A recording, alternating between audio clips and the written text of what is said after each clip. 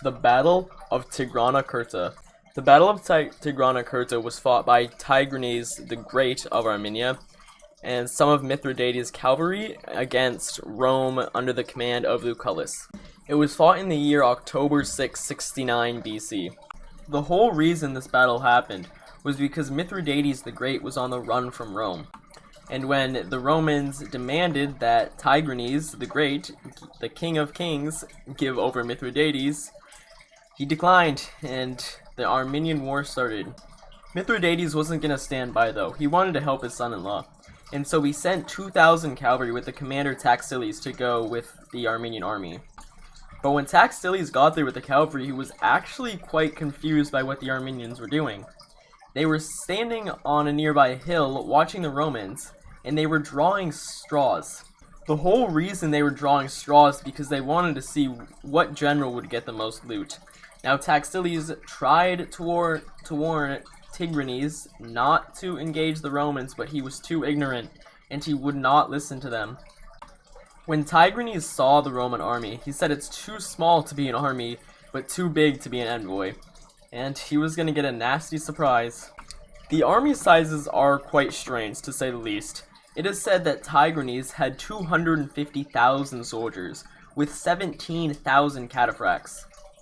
And the Romans, under Lucullus, had 32,000 infantry and 2,000 cavalry. Tigranes' army was made up of strange troops, and the reason I say that is because it had a multitude of different units. It had Albanians, Iberians, Armenians, just a bunch of different Eastern troops, basically. It even had some Scythians fighting with them, and some Cappadocians, and some Iranians. Without even thinking, Tigranes moves his army into the field. Lucullus deployed his cavalry to bait Tigranes' army onto the field, and he followed it, chasing him. The way he was deployed was cataphracts in the front, skirmishers behind, infantry in the middle, horse archers on the wings but in the back, and the rest of his cavalry with himself and his generals in the far back. And this is when Lucullus sprung his trap. Surging down the hill into the army came the Romans. The only words Tigranes could get out of his mouth were, "The Romans, they're actually attacking us. The Romans." At this point, the cataphracts were panicked and couldn't stand the cowarding troops, and they fled back along with Tigranes through their own army, crushing most of it. The Romans had basically just annihilated an almost impossible battle, and they turned it into a masterpiece. Now, this was mainly due to Tigranes' ignorance and not willing to listen to Mithridates. The numbers and losses are, like I said before, kind of strange, but I'm just gonna say what I can get out of the historians, and it said that Tigranes lost between 5,000 and 100,000.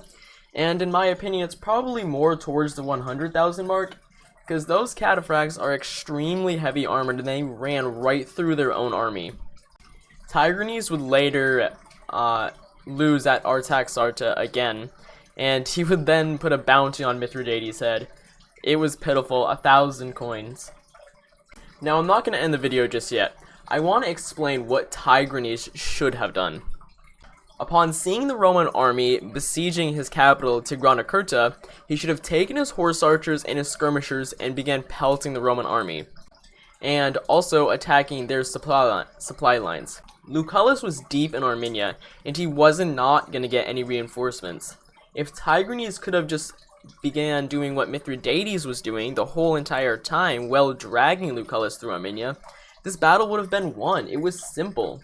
Just use your better cavalry and your skirmishers to pelt the Romans.